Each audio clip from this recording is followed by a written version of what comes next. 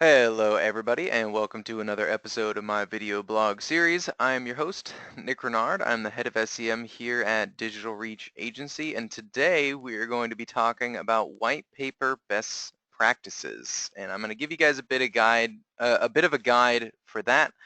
I want to talk a bit about why this is so important. I come from a PPC background myself, so when I first started out, we were creating campaigns on AdWords or Bing or other various platforms. Now, a person who's a PPC account tech, one of the issues with evaluating performance on any given account is that there's a lot of moving parts. There's a lot of things going on.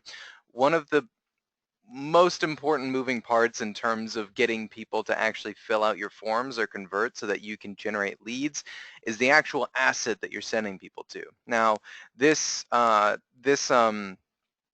blog is going to be focusing on white papers, although I will talk about a little bit about other assets as well. As a PPC tech, you can do a perfect job setting up your AdWords campaigns or Bing campaigns or whatever. Like, you can do an absolute perfect job executing every single best practice and still be wasting money every single day because of if you're sending them to a landing page that looks like it was made in 1996, no one's going to want to buy your product because it gives off a terrible first impression. There's a lot of, if the landing page can't convert users, then regardless of how good the targeting is or the ad is, we need to have a good asset to send people to. So that's what we're going to be reviewing today is some of the best practices for sending people to the right content. So I'm going to start off here by going into, start with our table of contents. I have four slides that I'm going to cover today. The first one is basic best practices. The second one is I'm going to talk about call to actions and go into a little bit about other types of assets that you could use aside from just a white paper. I'm going to talk about storytelling within a white paper and how that can be effective. And then lastly, I'm going to talk about problem identification. And we'll go into a little bit about personas of users that are very common in any given industry. So let's go ahead and start off here with our best practices. And so we're talking about white papers here. So first and foremost, the number one best practice is to keep your form submissions and call to actions above the fold. Some people don't know what that means about above the fold. When you land on any given landing page, anything that you can see right when you land on it, that's considered above the fold. If you have to scroll down to see it, like let's say you have like a video or maybe like some testimonials that you can scroll down to the middle or the bottom of the page to see, those are going to be considered below the fold.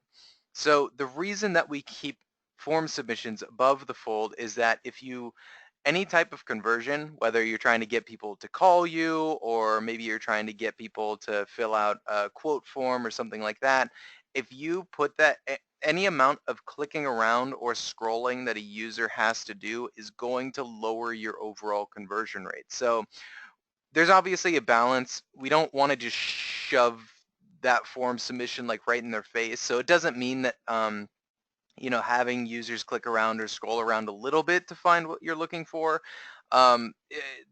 It's okay to have a little bit of leniency on that, but for the most part, it should be very, very, very easy for people to find where to convert on your site. If it's difficult for any new user to find that, then you're probably doing it wrong.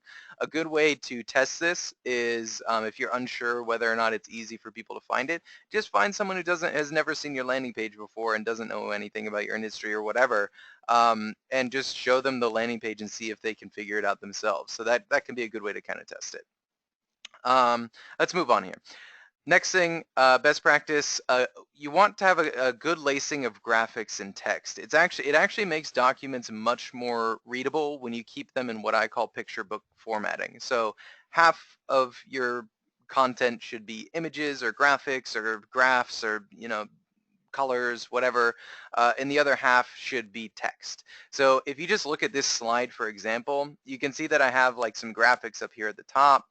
and I have a picture here. This is probably a little more than 50% on the words side of things or on the text side of things. So like we might want to include a little more images or like a graph if this was like a white paper that you were using.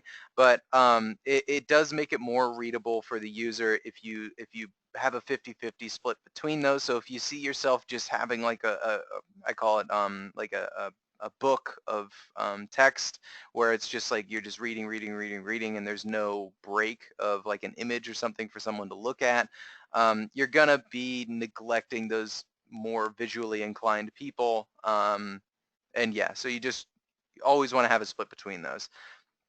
Next thing here, display 5 to 10 features in bullet point format. The reason in bullet point format is just like what I have here on this slide here, where I just have bullets of like the high level notes.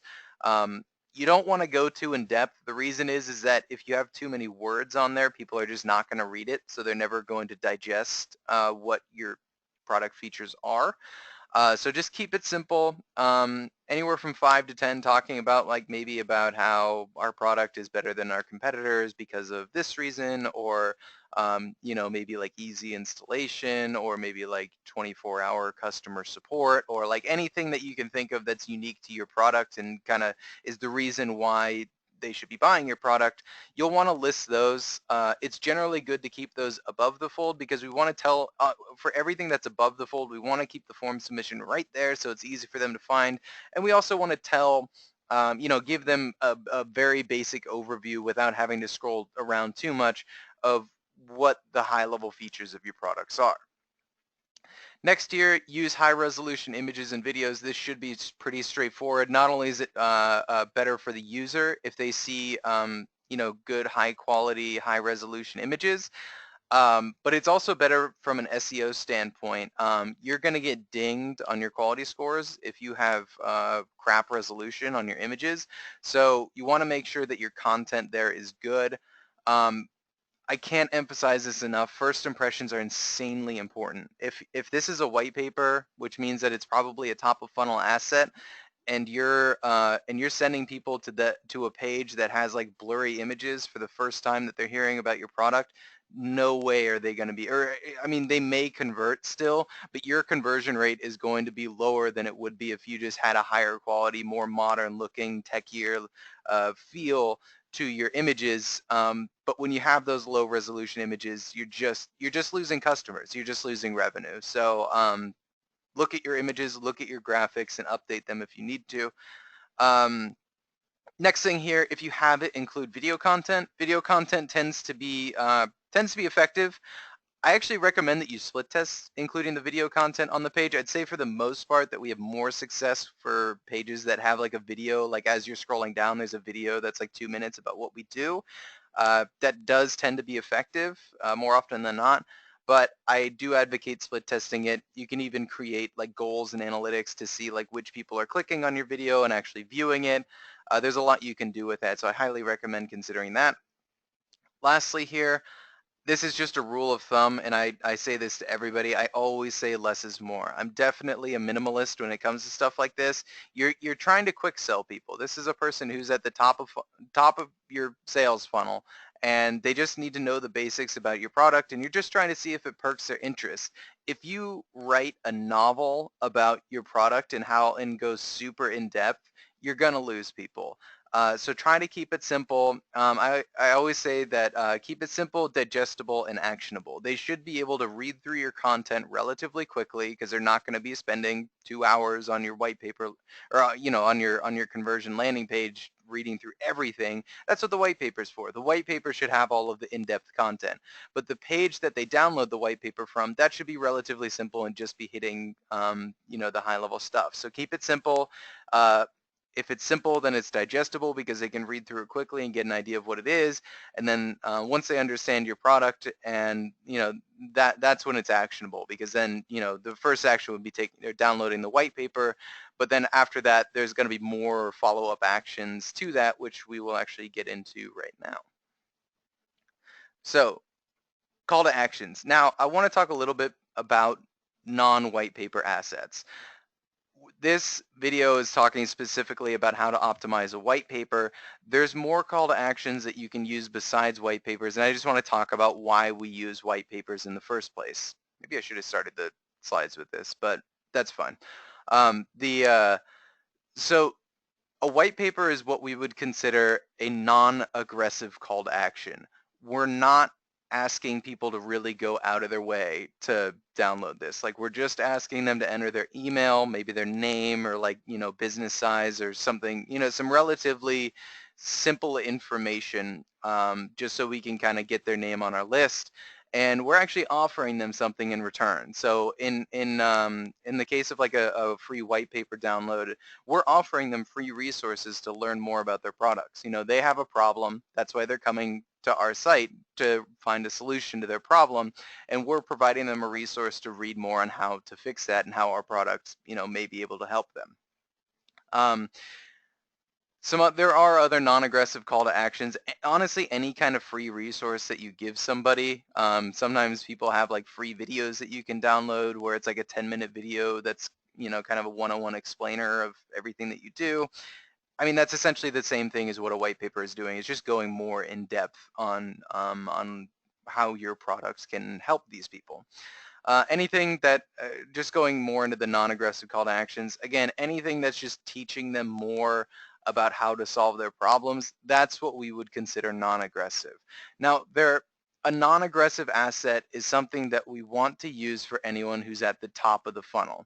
And what I mean by that is that if someone is seeing your product for the first time, so maybe they just realized that they have a problem, and so they started Googling around and they clicked on your paid ad and they came to your white paper page. This person isn't ready to like buy today. They're not, a lot of people are going to have sales cycles that are like 3 to 6 months or longer. And so we're not trying to get them to buy it right now. We're just trying to educate them. And so if we try to shove an aggressive call to action down their throat, like trial with us now or buy now, they're just not going to do it. They're not ready to buy. So we need to sort of lube them up a little bit with non-aggressive call to actions like a white paper before we start getting into aggressive call to actions. So a white paper in general, where you should be using it, you should be using it for new user acquisition. You should not be using white papers for people that have already been in your sales funnel for like 5 months, because they already know all that stuff. They don't need to know it anymore.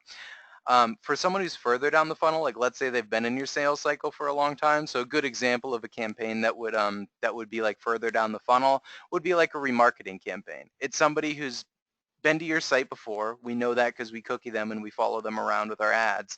And for someone who's further down the funnel, we want to be more aggressive with their call to action. So something like a demo or a trial or, are you ready to buy today type asset would be much more appropriate for something like a remarketing campaign, whereas a white paper is going to be more effective for somebody who has never heard about you before and you're just trying to get them interested in your product or service. All right, let's move on here. So now we want to talk about storytelling. First and foremost here, this is a term that I made up a while back. Don't feature vomit. People love to do this in white papers. In fact, almost every single white paper that if a client hands me the resource and they're like, what do you think about this? And I look at it, I would say that 9 times out of 10, it's just feature vomiting. They took a piece of paper and they wrote everything that they could possibly write about what their feature can do, even if a lot of it is not relevant. And it's just providing solutions. It's not an effective technique. And I'm going to go more into kind of alternatives for feature vomiting, but what I want to talk about now is storytelling, because that's the slide, obviously. But instead of just telling them all of the things that your product can do, try to develop a story about like how maybe a real client went through the process, or maybe talk about the problem first and kind of develop a beginning, middle, and end, and tell a story with how your product helps people solve their problems. So the first note that I have here is to start with a common problem that many customers have. If you're selling a product or service, this is going to be easy to do. Whatever your product does, if it's a software that digests data and helps you analyze it, then your problem would be maybe there are people out there that have a bunch of unorganized data and they need help organizing it. So you can start talking about a customer who has issues like that, or even like literally ask the question. You can ask the question, like you can have the headline be, do you have problems with data analytics? Or that's addressing the problem just to start off. So we're getting that on the table. It's a really good start. Um, Second note here, address how those problems can be fixed through XYZ methods. So if data analysis is your problem, you can talk about the things that you can do to try and organize that. I don't really have any great examples off the top of my head. I probably should have thought of one before doing this video blog, but that's all right. But we want to come up with ways that this can be fixed, and then following that up, we also want to show them how our product can provide these solutions. So like, here are the things that we can do to fix those issues, and then here's our software like actually in action, like doing that, and showing them real examples of how that can happen. Storytelling is extremely important, and I think it's one of the things that's the hardest to do. I think it's one of the most overlooked things in a white paper. It takes a high level of creativity to be able to develop and tell that story in when you're just selling somebody, but it's extremely effective because if you can keep them hooked from the first headline that they read, they're going to want to read through the whole thing, and that's going to stick in their brain when they're because they're going to be looking through 5 or 10 competitors who have very similar products to yours. But if they remember yours because of the story that you told, even if all that does is just help your brand name stick in their brain, that's exactly what we want. We want them to have a good first impression. We want them to remember us. So that way when the remarketing images are rolling around, that they look at our ad and they recognize us. All right, next here, I'm going to recommend that you use real examples. Testimonials are great. Case studies are great. Snapshots are great. I think everyone knows what testimonials and case studies are, but if you haven't heard of a snapshot before, I have an example of that right here, where it's almost like telling a story, but like in a very short format. I would recommend that you keep any snapshots outside, like keep it off on the side or kind of below where your story is. Best practice is that snapshots can kind of interrupt the story that you're telling, but if you if you include it afterwards or off to the side, then it can help emphasize the story that you are trying to tell in the rest of the content, and it gives people real examples of how this product has helped other people. Same thing with testimonials, same thing with case studies, very similar. And then lastly here, I already mentioned this before, but like any story, you need a beginning, middle, and end. So as you're trying to write your story, because I know that can be difficult when you're writing the white paper, try to identify where your beginning, middle, and end are. And if you're kind of struggling with that, just try to structure it in that format. It'll kind of help you do a better job of telling a story with your white paper. All right, and then our last slide here is problem identification. It is so important that you start by identifying the problem for your clients or for your potential customers, because people don't even realize this, but most of the time, people who have problems that can be solved by your software, they don't even know that they're problems yet. A lot of the times people don't necessarily think that they're, like going back to the data analysis example, maybe they don't think their data is all that unorganized, but in reality, it is. So in a case like that, if we just start talking about, if we just feature vomit, this is the reason that feature vomiting doesn't help, is because those people don't think that that's a problem yet. But if we bring it out to the surface by asking them a question like, are you doing this, or are you not doing that? Because those are behaviors that are typical of somebody who needs your software, then you can bring it to the surface for somebody who doesn't think that's a problem, and all of a sudden they think it's a problem, and then it's easier to sell them at that point because they want to take action on that. Again, we talked about feature vomiting. Do not do it. It is so much more important that you get the potential customer, potential client to realize that they have a problem first before you get into problem solving. So don't try to problem solve, try to problem identify. There's a couple in going along with problem identification. I want to talk a little bit about personas of people that you're going to run into. Not every client or customer that you're going to run into, as you know, is going to be the same person. So some of them are going to be super friendly. Some of them are going to be submissive. Some of them are going to be jerks. Some of them are going to be assertive. They're going to be all over the place.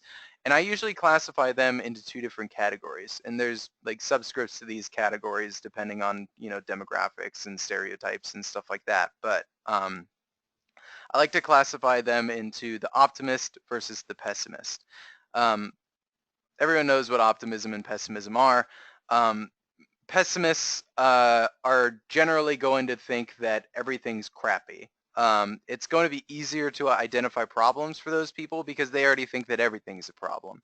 The optimist is going to be kind of the other side of the persona, where they're going to think that everything's good, and the solution that they're looking for is they don't really need that much. They just need a little help with something, but like otherwise all this, again, I'm explaining what optimism and pessimism are.